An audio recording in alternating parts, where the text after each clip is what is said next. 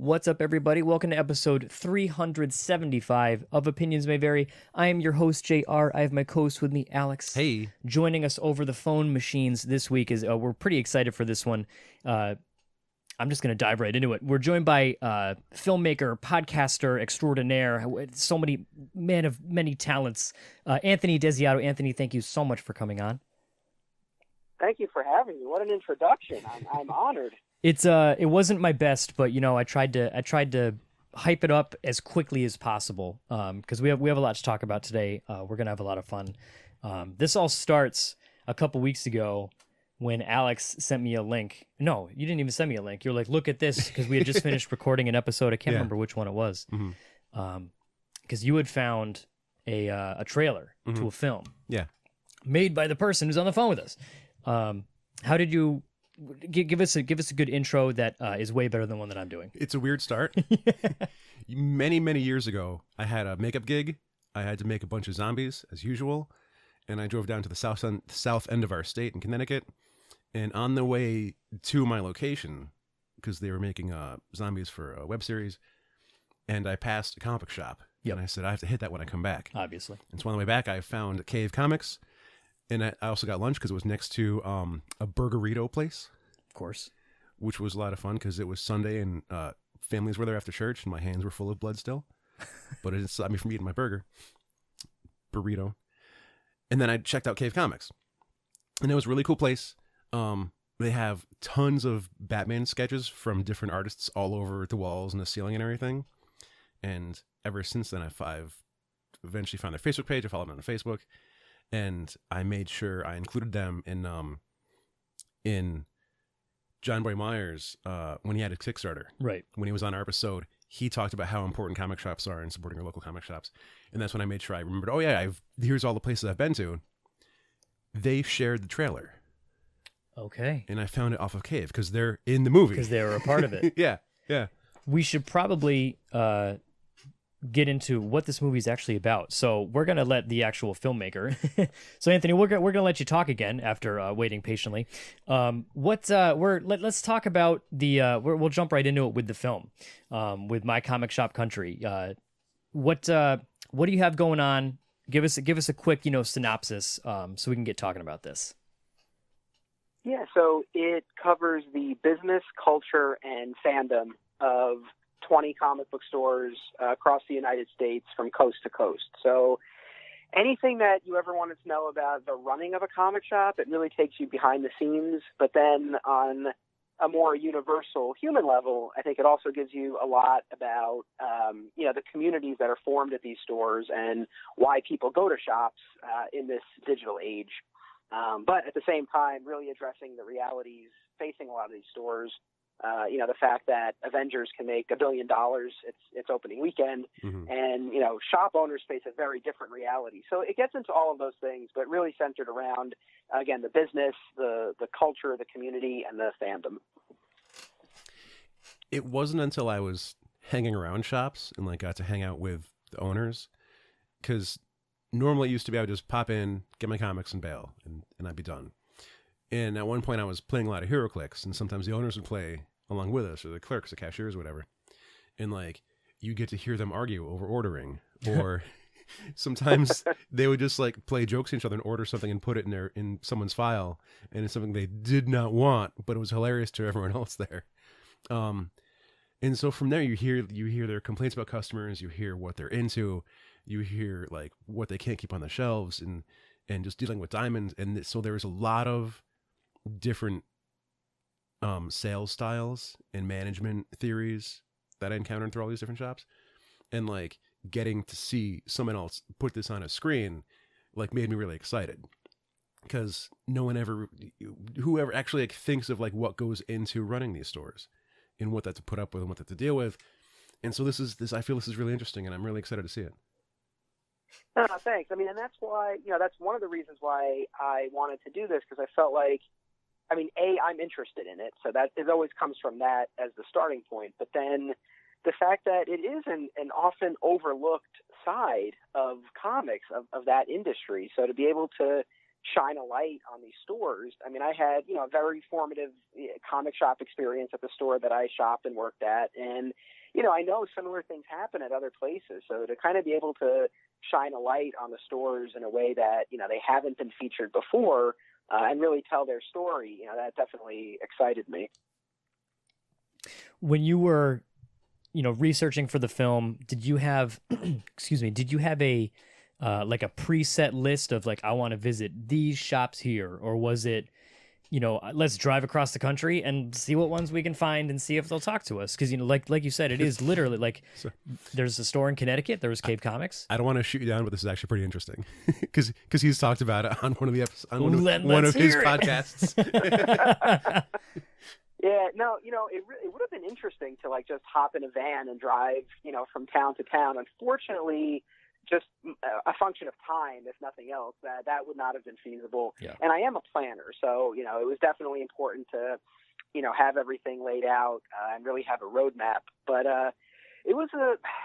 I'm very happy with the stores that I ended up with in the movie. I think it's a great range. You get stores that have been around for a long time. You get stores that are on the newer side. And, you were mentioning before about, each store does something a little bit different. And I think you see that represented in the movie. In terms of how I picked it, it was like, and if you heard this in my podcast episode, it was really a mix. So I had done the previous season of my podcast focused on stores across the country. So that was sort of like my trial run for the movie, and it was sort of casting and research. So it kind of served, that season of the podcast kind of served a few functions. It allowed me to get to meet, a bunch of these stores and also start to kind of learn how to tell this particular story. So, and I had great experiences with the stores on the podcast, and most of them are also in the movie. So that was kind of my starting point. And then it was a mix. It was a mix of, the logistical. I mean, there were certain places that I was going to be traveling for work, and I was able to fit in some traveling there. And then, creative as well. So trying to make sure that I captured stores, that represented a variety in terms of geography and store focus. So sort of a combination of all of those things. I was intrigued by how, I don't want to call it luck, but like when you said like Anthony's job would send him somewhere, and he'd managed to set up a meeting with a comic shop while he's traveling for work, which was brilliantly convenient. Yeah, that was. Yeah, I have to say I've actually been fortunate with the day job that I have. It's funny, at times it doesn't feel like a blessing to have to travel, but over the course of doing the podcast and the documentary, I really came to appreciate it. And yeah, there's a conference that I go to every year, and it happened to be in Las Vegas last year.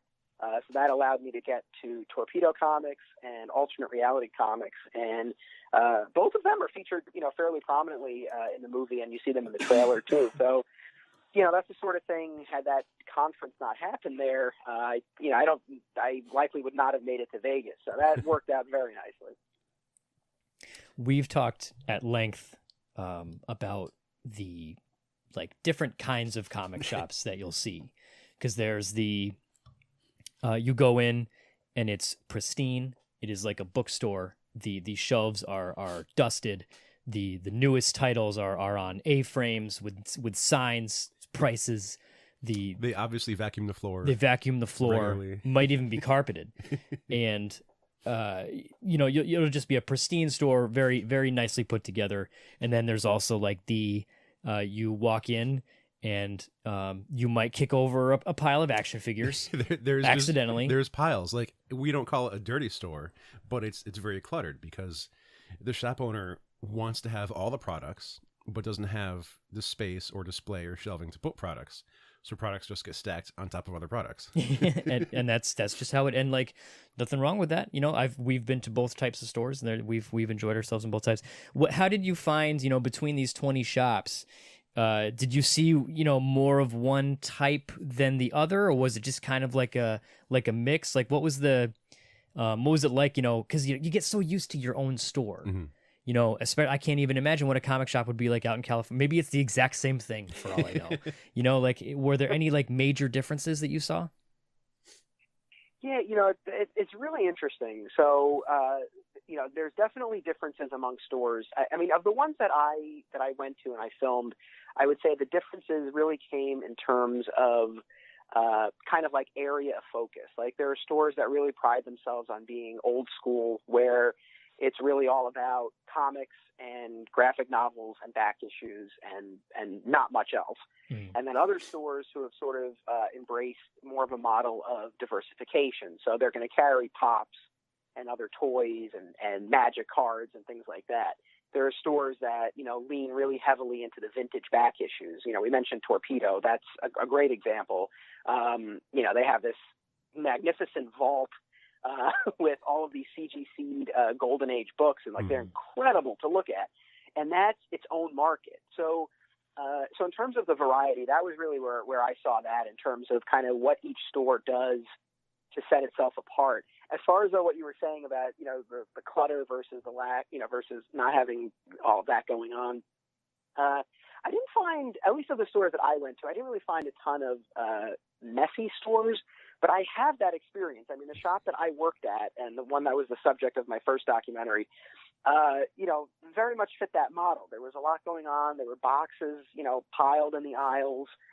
There were a lot of the boxes with signs that said "Do not touch" because we hadn't processed them yet. So I come from that, but I certainly didn't come across that really much in terms of the filming that I did.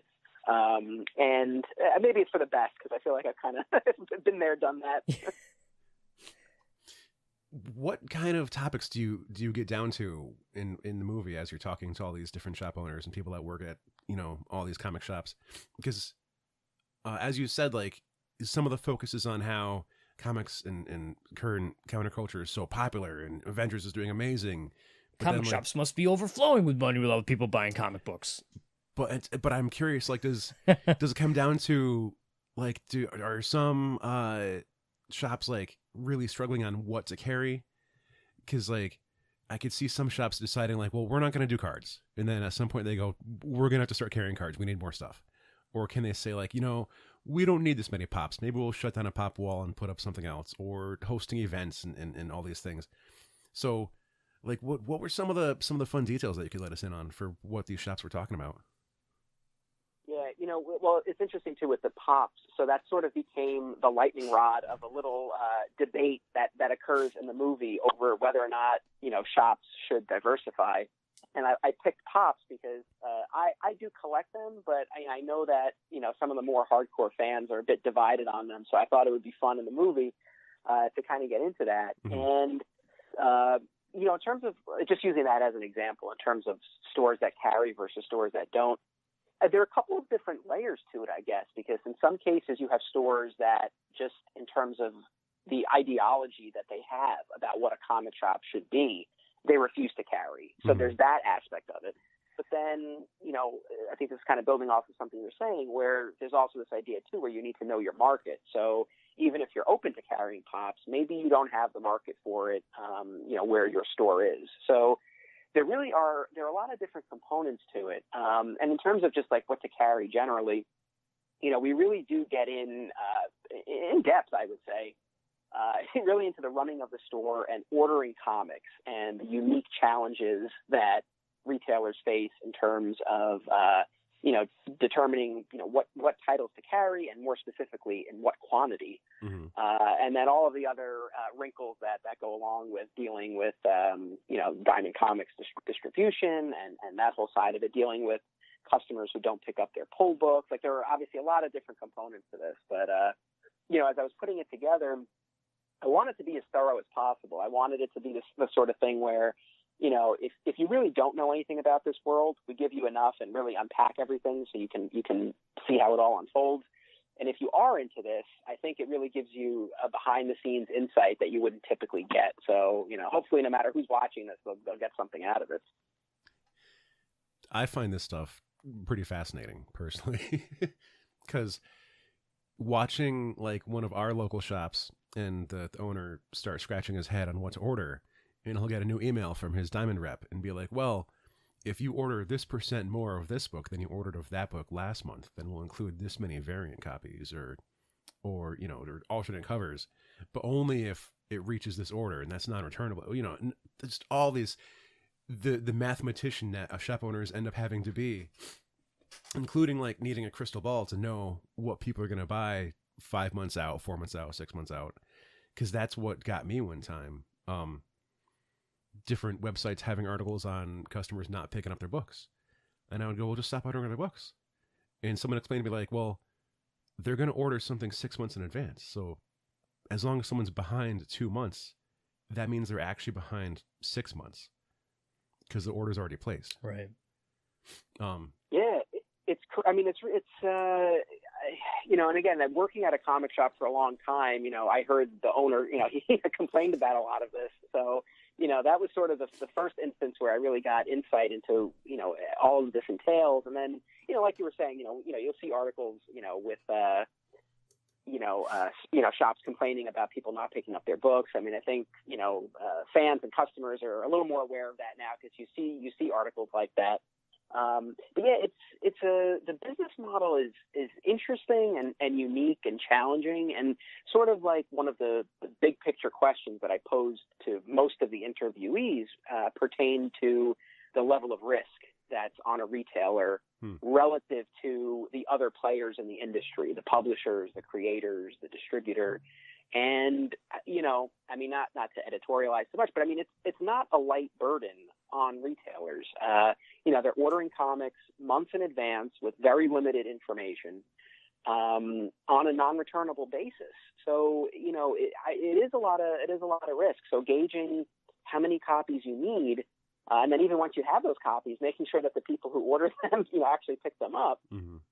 Now, the flip of that, though, I think stores do need to be proactive, and specifically with delinquent customers.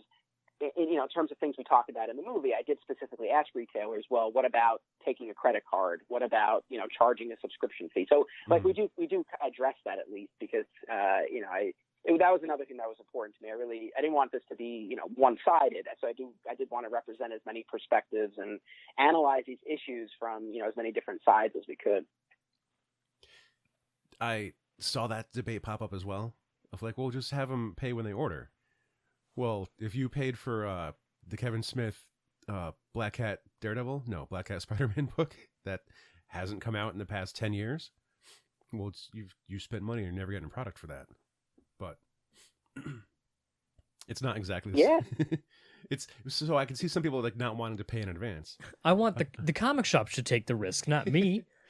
But then maybe pay when it's guaranteed to ship. Right. How late is Doomsday Clock right now? Oh, yeah. Yeah, Doomsday. You know what's funny about Doomsday Clock? I did a book club podcast when issue number 1 came out. Uh-huh. And we're coming up on, and that was issue 1 in November 2017. I mean, it's, it's almost 2 years later and the thing's still not done. Oh my God. When you put it like that, because like not famously, I've told this story once to Alex, maybe on the show, because I bought the first couple issues, but because I love Jeff Johns, love Gary Frank, obviously, pretty much everyone loves Watchmen, so this should be good. And like, read the first couple issues, and it got to the point where they're coming out so staggered or so like infrequently, I'm forgetting what's happening in the issue beforehand. And it's not like these are quick reads. These aren't quick, like, the splash pages on every other page. Like these are, they're it's like written in the style of like Alan Moore. Yeah. So like you can't just take a seat and read an issue like in 10 minutes.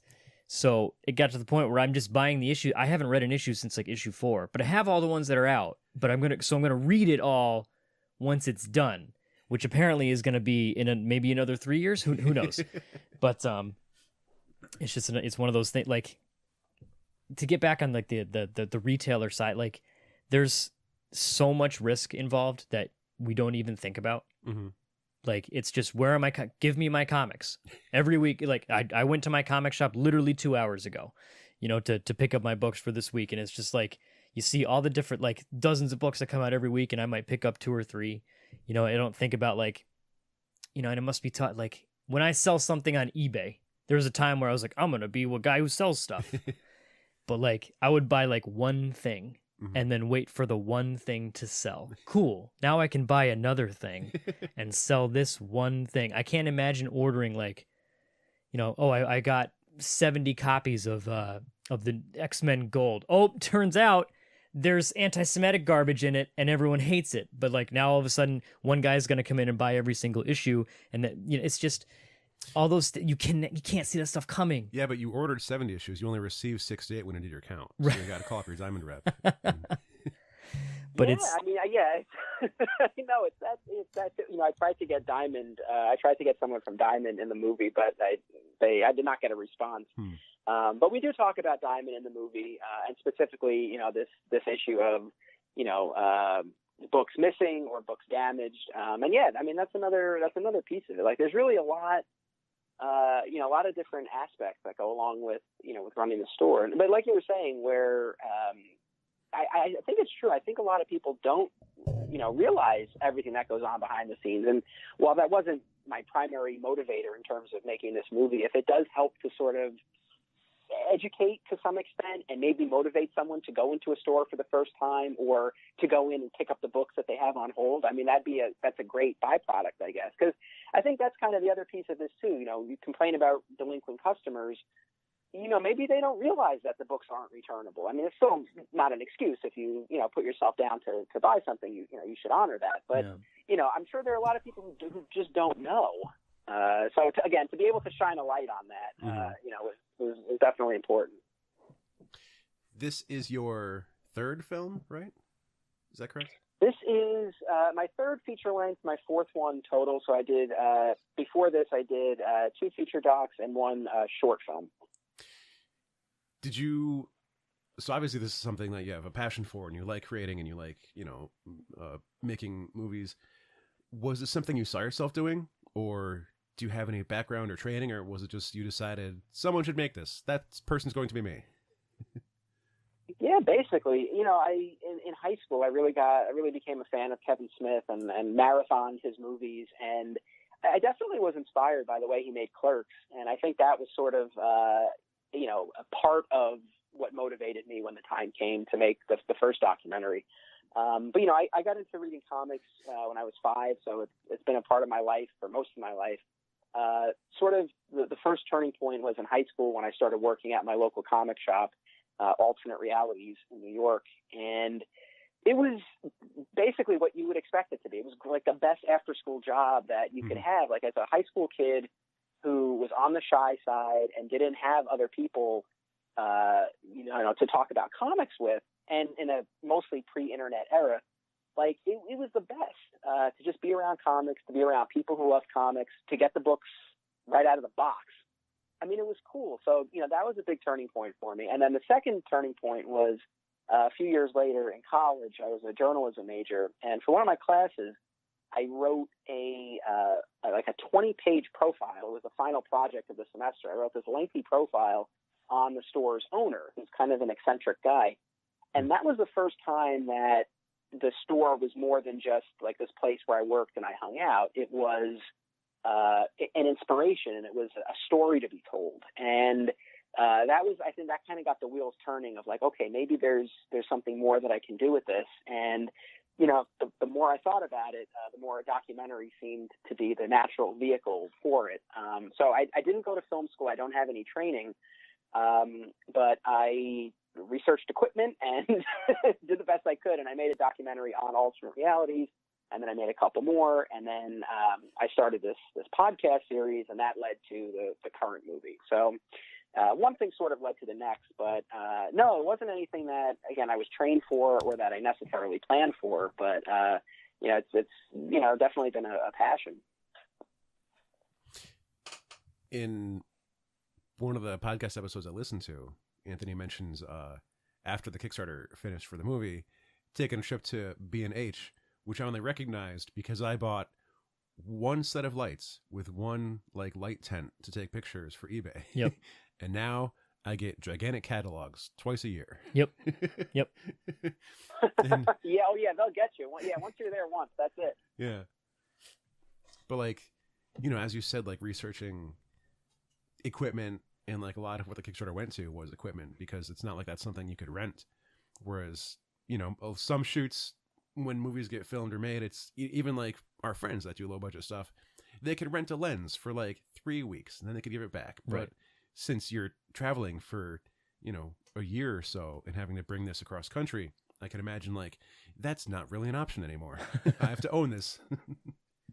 Yeah, I mean, that's true. I mean, there's that. And then there's also the matter of, I mean, to be honest, I wasn't really interested in renting because I looked at this Kickstarter as, primarily, yes, I was looking to fund this movie, but I was also looking at it as a way to, set myself up for future films. So, to now own the equipment and be able to use it for other projects, that was definitely important. Mm-hmm.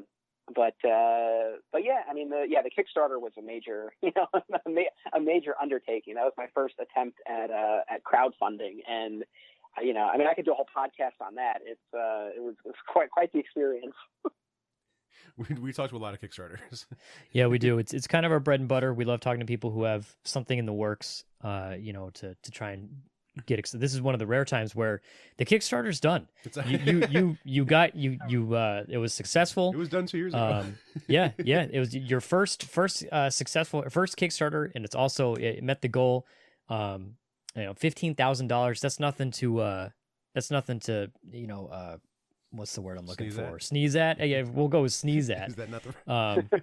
Because I mean that's a hefty chunk of change, and it like to get that, like, okay, now I have $15,000 of people's money, time to make something. I can't imagine that kind of weight. So to see like what's coming along, like after we watched the trailer, like I remember thinking like the trailer had me sold. The trailer did what it was supposed to do. I was like, okay, now I need to see this. It titillated me, tantalized. I don't know. Again, I don't know the words, but for someone, I'm actually very surprised to hear that you don't have like a background. Like this is just kind of like I decided to do it one day. It's admirable. It's because like filmmaking, from what I've seen from my friends who do it, I cannot.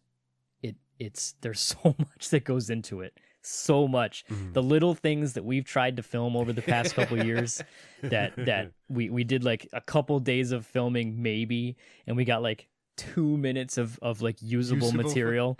It's unbelievable how much work goes into it. So to not only be traveling across the country, going to different comic, like it's crazy, man. I gotta give you a round of applause or something. It's well done. No, I really appreciate that. Like I said, I think what I've been saying is, it's a labor of love. A lot of times the labor outweighed the love part, but the love was still there. So. And his preemptive strike, which was his season 3 of the podcast, I believe, where he was talking to shop owners for the podcast anyway. That was, as he was saying, like that was a good lead up into what the movie would be. So he was almost like already laying the groundwork for like, it's going to be like this, but with pictures now. and at the same time, I believe a lot of the same stores agreed to, to do it again. And then also gave an example to stores who may question if they want to do it or not, to be like, well, it'll be like this. And he had some proof, like the trial and error. We made it this far. We're going to keep going. Yeah, I mean, so that was like at the beginning of 2017. Like I sat down and I made like my master to-do list, and I really laid everything out. Like the season of the podcast, again, was intended to serve all of the functions that you just listed, and not just get stores ready for the movie, but prime people for the Kickstarter as well. So I think it was. Again, it was an added layer of work, but I think it ultimately saved me time in the long run. And yeah, I don't know. I mean, I couldn't say for sure if the Kickstarter would have worked either way, but I know it helped, having those episodes and people having a sense of what the movie would be like. And I'm glad you enjoyed the trailer. I appreciate that. And I can say the trailer is definitely an accurate encapsulation of what the full movie is, because I really wanted to give people that snapshot of like, this is where we're going in the movie. So if you like the trailer, I feel confident in saying you like the movie. When recently just browsing that, and this actually a couple weeks ago when we were talking about having you on, Alex had sent me like a couple days later, he's like he was just on Newsarama. It's like, damn, Newsarama's stealing our shit. We got scooped. This is bullshit.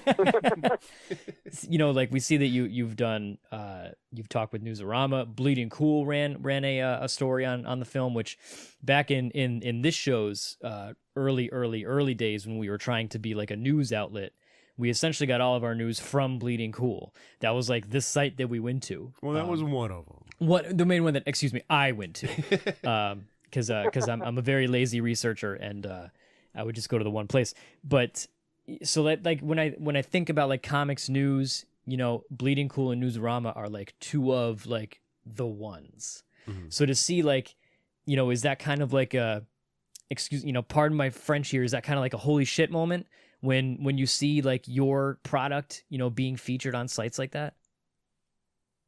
Yeah, really. No, I mean, sincerely, you know, I mean, I visit, like, I genuinely visit both of those sites on a daily basis. So, you know, to scroll through and see myself, to see the movie poster, yeah, I mean, it's super cool. You know, I'm always grateful, you know, whether it's a podcast like this or, you know, a print interview. I mean, whatever it is, I mean, you know, being able to get the word out there, you know, is such a big piece of this. And thankfully, you know, especially with the first documentary, that's when I really, you know, I guess started making those connections with, you know, those outlets in particular, and you know, both of them really have been great to me over the years since. You know, but being able to, you know, to have the movie featured like that, yeah, no, I mean, you know, it's huge, and you know, it brings it to the attention of more people. So yeah, no, it's great, and definitely a thrill to scroll through and see that. Is there a way you could let us know, like maybe just cough twice, if you've gotten any headway on knowing if any streaming services have picked it up, or if any festivals will be running it? Like, you know, if there's things that you can't say outright, you can just let us know if we eventually someday we could watch this on Netflix or Hulu or something. You know, I'm working on it. Unfortunately, you know, it's really no, and I mean, I wish there was more that I could even hint at. It's you know, there were so many different pieces to making this movie happen, right? From the podcast, the crowdfunding, actually making and editing the movie, getting the press. Like, there's so many pieces of this, and you know, they've all been challenging in their own ways. In a way, I'm almost at the hardest part right now because it's a lot of waiting. Mm-hmm. You know, Yeah. pretty much everything that I've done before, you know, even if it was long hours, even if it was a lot of work, it was still something that I was driving and I could control. So it's like, well, if I stay up an extra hour, I'll finish editing the sequence. I can do it. With this, you know, the movie's out there in front of festivals and distributors and other press outlets. And right now I'm waiting to hear back. So it's, you know, again, this is kind of a really challenging time because I'm excited and I want to get the movie out there. But, you know, I promise as soon as I have news, I'll definitely be sharing it. But yeah, I mean, right now it's really just, you know, trying to get it in front of the right people. You know, I genuinely believe that there's an audience for this, certainly among the comic book crowd, but even beyond that, I think that sort of the human interest angle, you know, would appeal to non-comics fans as well. But either way, I really feel there's an audience for this. I mean, the response to the trailer and everything was great. I mean, it really exceeded my expectations. So it seems like there's a lot of excitement, and I think it's just a matter of finding the right outlet that also recognizes that, and you know, trying to get it out there. So a lot of irons in the fire right now, Mm-hmm. and again, a lot of waiting, but I'll definitely keep everybody posted. Even that has to be frustrating, because like I think in my head, in my delusional thinking, like once one outlet says yes and like they'll buy the rights or they'll do whatever they have to do, that means you'll have to pull everything else and be like, hey, I can't sell this to you anymore because I sold it to this other guy. And like suddenly have to like redo everything, or like, you know, let them know that they're rejected now. They took too long. Right. You know, I look forward to being in that position. That'd be great. I can't wait. Before, because I want to talk about your podcast in a little bit, but I also wanted to kind of sum up, I guess, like, because with comic shops, unfortunately, one thing that is, I don't want to say common, but you see it every now and then. We've seen it in our area, and we've read about it, you know, on the internet, you know, with the way the kind of the culture is going. You know, was it Mile High doesn't go to San Diego anymore? Right. Yeah. You know, it's just, It's not profitable. Shops around us and shops around the country, unfortunately, they come, you know, like you go to the shop, oh, they closed. They're closing down. Hey, do you hear about this? Like we just had one up in Northampton. Was it Modern Myths? Yeah, a very, very well put together shop. We saw Adam Warrock perform there a couple years ago. He's a nerdcore rapper. Very, very nice, clean shop. Very well put together. It felt like out of nowhere. It was just, Modern Myths is closing. Mm-hmm.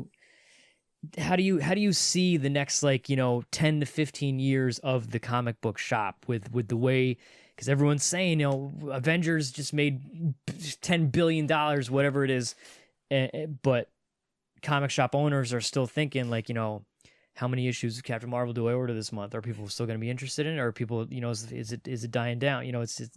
How do you see comic shops within the next decade or so? Do you see them hanging in there? Do you see are they going to have to adapt? What's your opinion on that?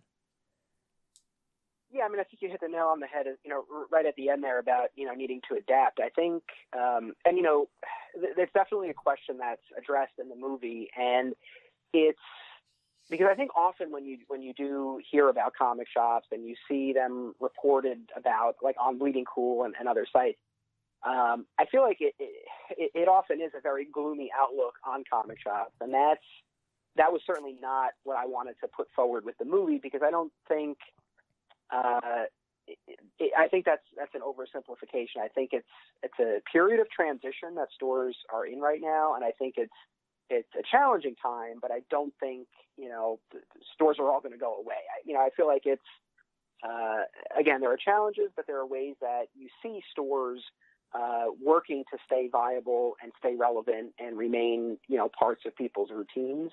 So.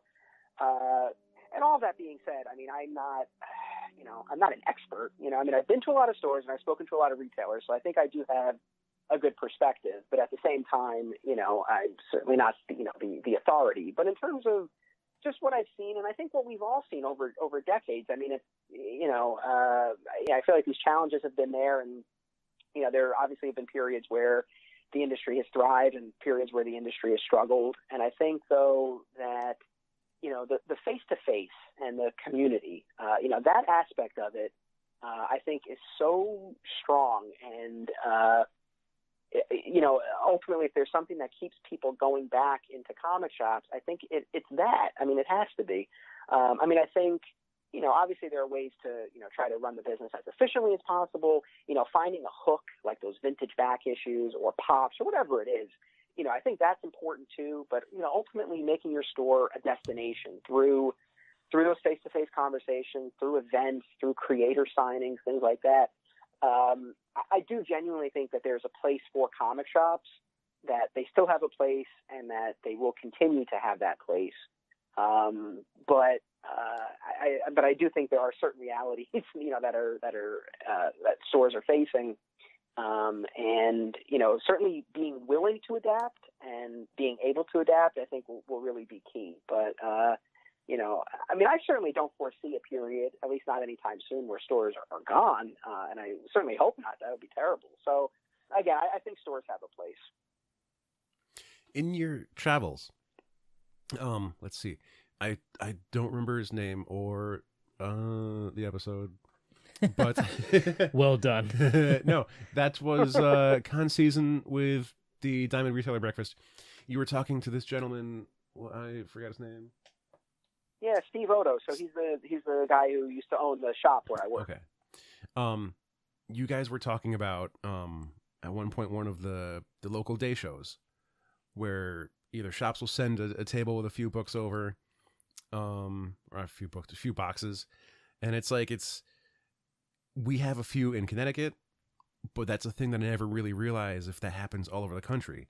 And I imagine, like, you might have heard from, other shops or other owners. It's like, well, they could get a draw for their shop if they go to this day show that's at the Legionnaire's home or the VFW, right, and all these different places. And it's like, well, and what got me one time was a friend of mine was like, oh, I'm going to a comic convention. And I go, there's none right now. What are you going to? And he's like, oh, there's one that's in Southern State. And I was like, oh, they just call themselves that. They're a day show. Don't get confused, Kyle. It's that's not a con. That's a day show. If you spend 99 cents to get in, it's a day show. But Which day shows are rad. They don't, are. Don't let Alex's tone. I dig them. We normally have one real nearby. Like literally about 100 feet away from us. Not 100 feet, but like a quarter mile. Yeah, about twice a year. And I enjoy that one. I've traveled like maybe an hour to Plainfield to go to one out there. And I dig those. But that's not something I realize like happens around a lot. Like I don't think of, do they have these in Iowa? Do they have these in California? So yeah, that's a good question. I mean, I didn't really come across, I'm trying to think, like I guess there is more of that than I had initially thought.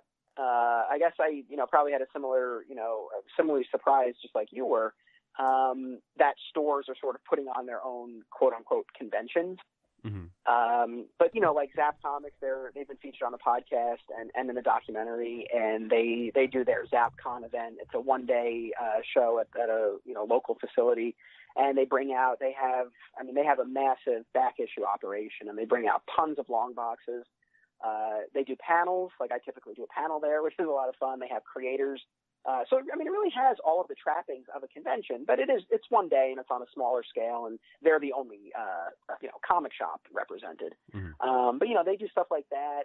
Yeah, I mean, I came across a few things like that, not a ton. That also wasn't necessarily my focus. So, right. There might be more of that happening that I'm just not necessarily aware of. But, I mean, the convention scene as a whole, I mean, that was the focus of the previous season of the podcast last year. And, that's amazing too. I mean, the sheer volume of conventions, whether you're talking, more of a day show or a full blown convention, there's so much. I think it's surprising at how many shows are going on. I'd like to take a minute and have you plug everything. You've got a lot of stuff. You've got a lot of, we can find everything you do in a lot of locations.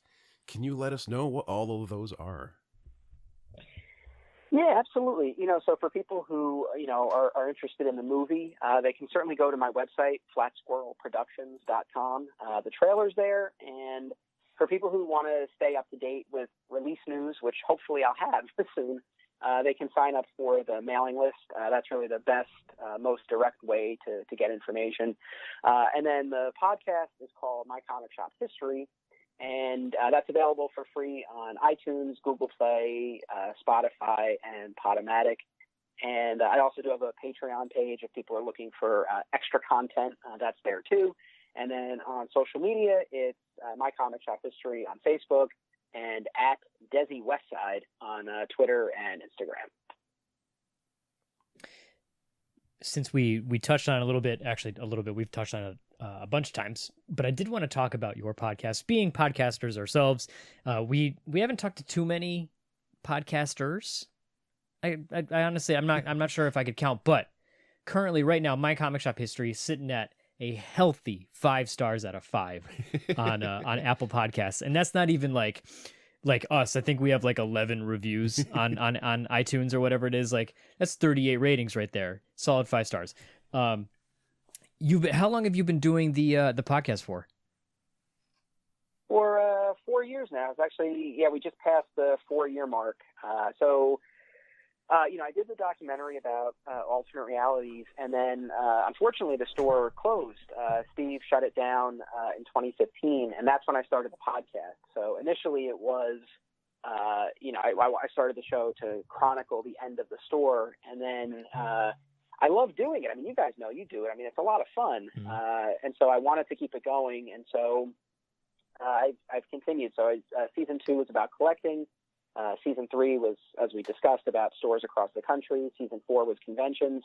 And then Season 5 starts June 12th, and that's about, the theme of this upcoming season is my county's comic shop history. So I'll be looking back on the shops from Westchester that I went to as a kid, like the big shops of the area of the day. And unfortunately, basically all of them are gone now. So it'll be an interesting look back.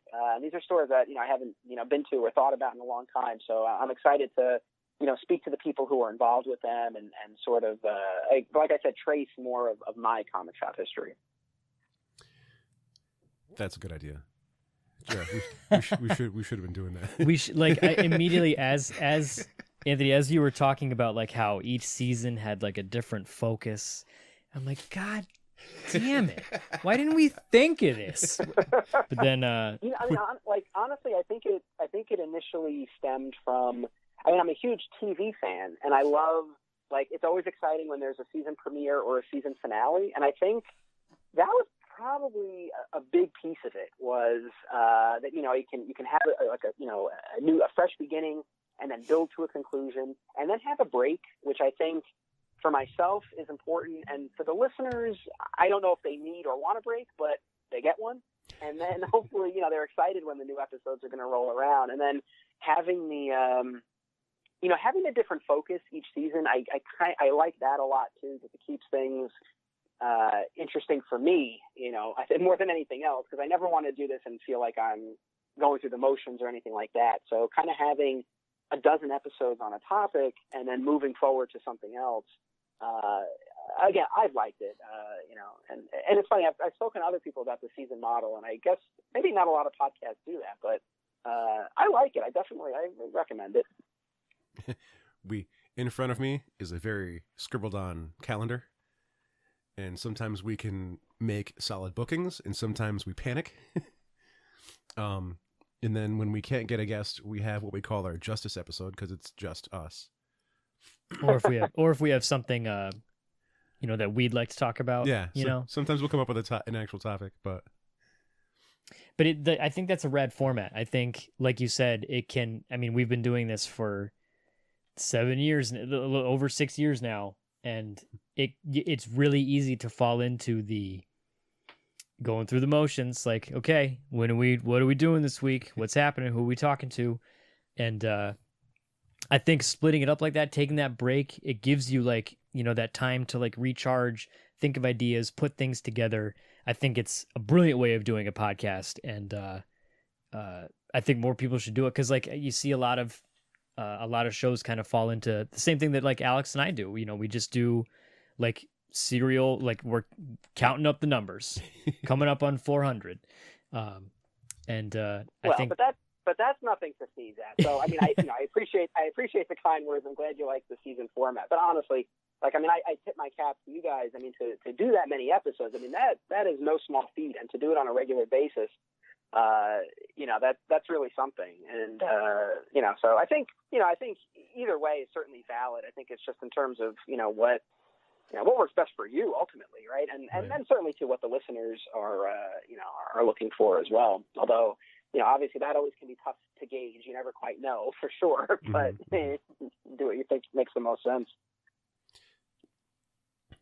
We became internet friends with Bob Bretal, who is the World Guinness Book record holder for the biggest comic book collection.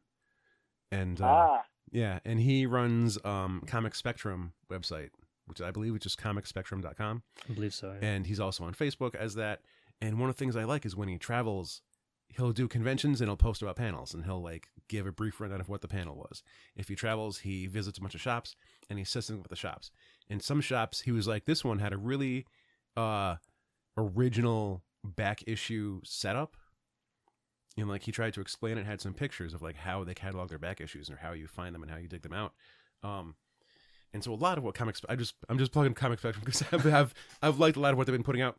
But traveling to so many stores, has there been shops with really innovative things that you kind of notice here or there, or that you haven't seen before, or something's new, or innovative? Yeah. Yeah,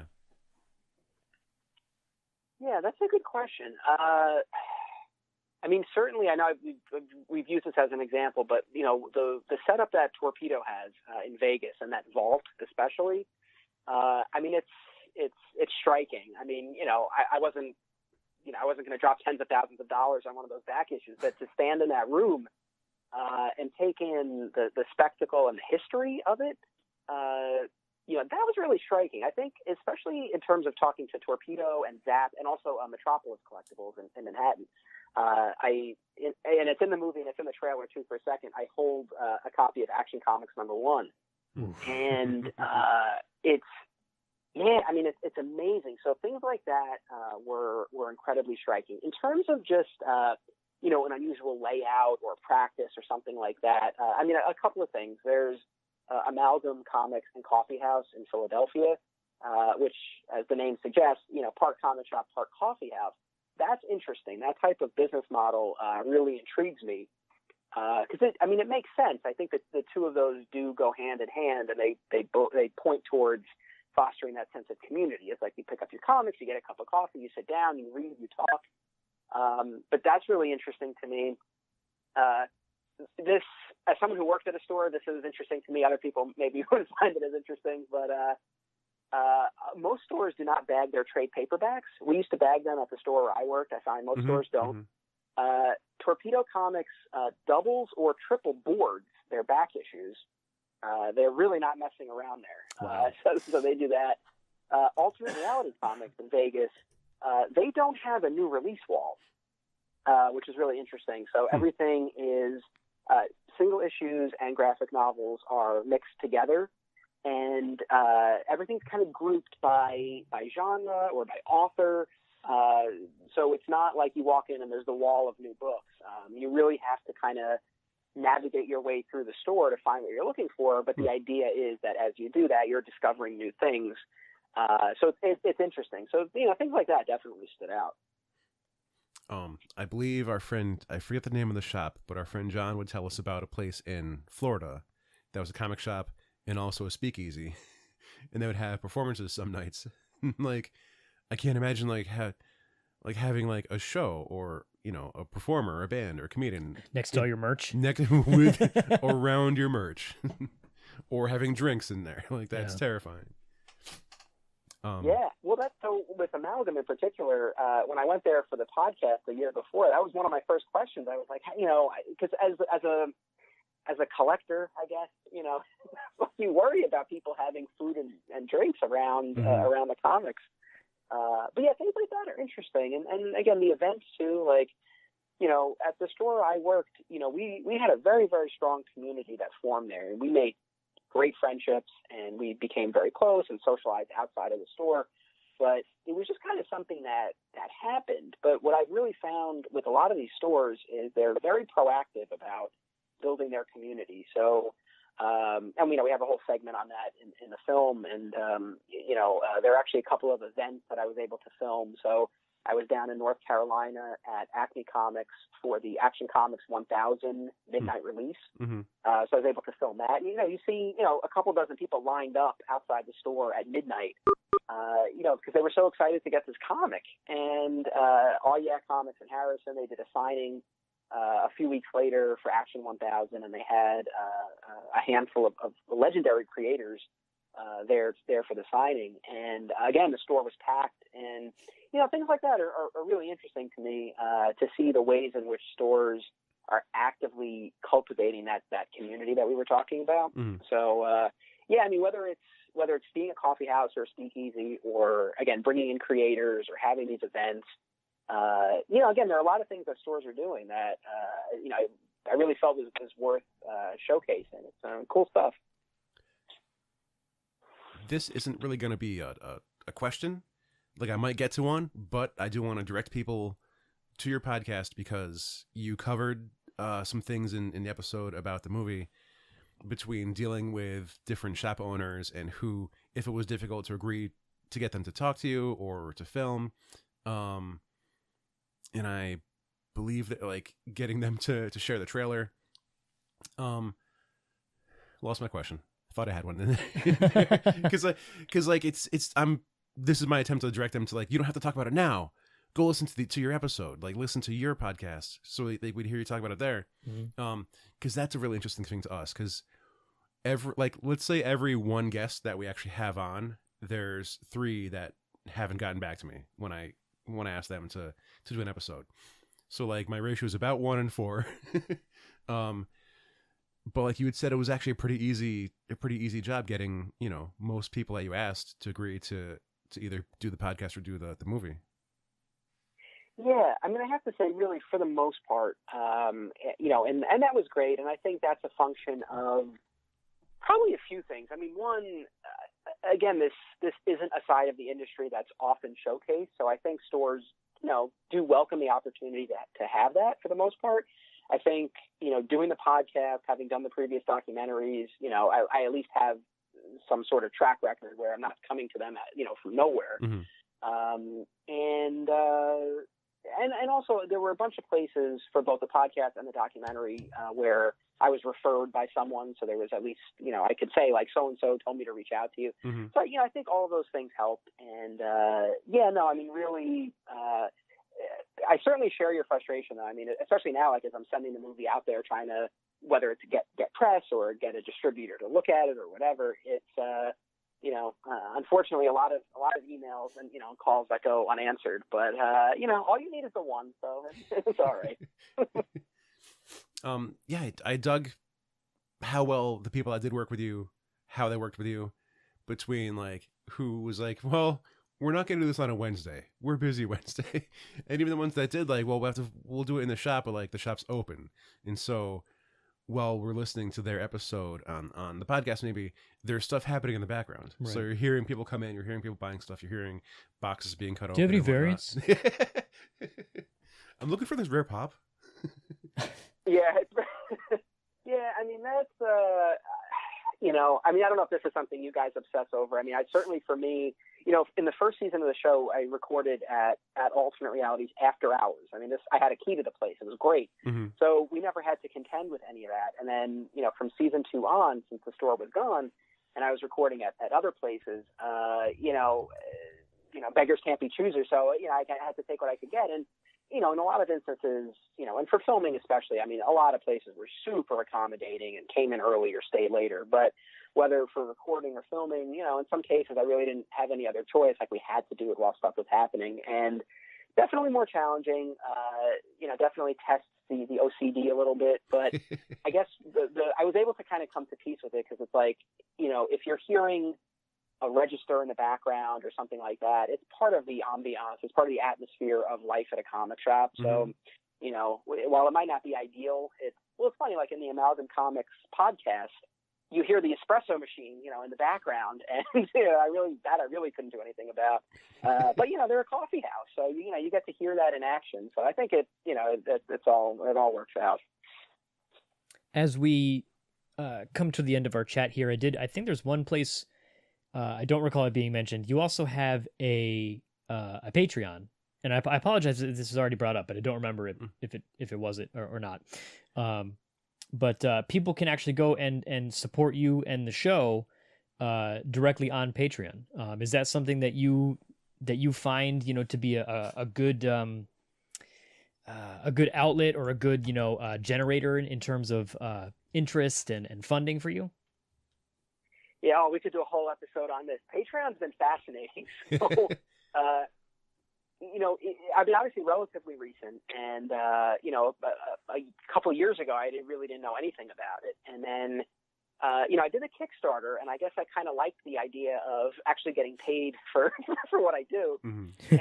And I started thinking about Patreon, and it's a sort of thing in terms of the number of listeners of the regular episodes. Obviously, you always hope that more would come to the Patreon, but I think it's grown nicely, and I mean, as you guys know, not only as podcasters, not only are we paying for the equipment that we use, but then there are other costs associated with running the show.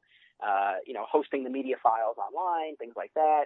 If I'm traveling to a store to do a recording, there's that. So, at a bare minimum, to be able to cover costs and then potentially even make some money through doing this, is a great thing. So, I've really enjoyed doing it. I do, so my Comic Shop History is the main show, and then I do a few different sub-series as Patreon exclusives. So the main one is sort of is the book club podcast, my Comic Shop Book Club. And that's great because, it kind of forces me to read certain things that I might kind of let go otherwise. And it gives me some of this extra content that I can put out there for people who pledge to the Patreon. So, I mean, I love doing the exclusive content, and I mean, I'm super appreciative of the people who've signed up. I mean, some people have just gone so above and beyond, and it's fantastic. And, I mean, I've looked into just regular advertising. And I don't know specifically what you guys do, but I know like there are services where you can submit your podcast for ads. Mm-hmm. Right. And I've looked into that, and I know like they have calculators in terms of how many episodes you put out in a yearly basis, and what your listenership is, and how much you could potentially earn through those ads. And I mean, honestly, I do better in 1 month on Patreon than I would in a year, with a service like that. So, I've really enjoyed doing it. I hope, more of the show's listeners, will continue to get in on the action. But, it's been cool. As we come up here at the end of our episode, we kind of already, pimped where people can see your stuff. Patreon, that's patreon.com/mycomicshophistory, all one word. You can go there. You can become a patron, of Anthony, and you can support what he's doing. You can also hopefully catch the film. Maybe, who knows? Maybe at a theater near you, a show near you.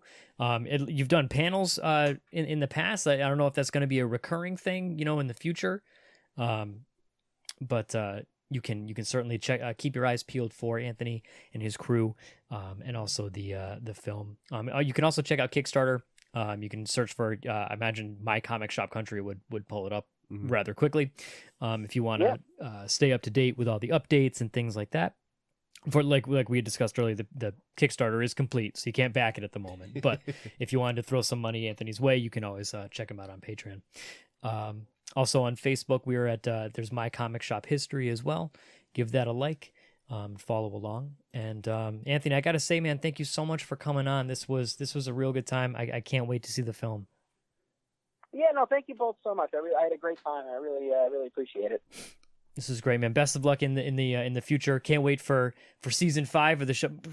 Major props, man. Putting out another season, season of podcasts as well as making a film. Unbelievable work ethic and such. Way more than I have. But no. But that's gonna do it. Thanks again, man. This was great. So until next time, I have been JR. I'm Alex. And I'm Anthony. And this has been episode 375 of Opinions May Vary.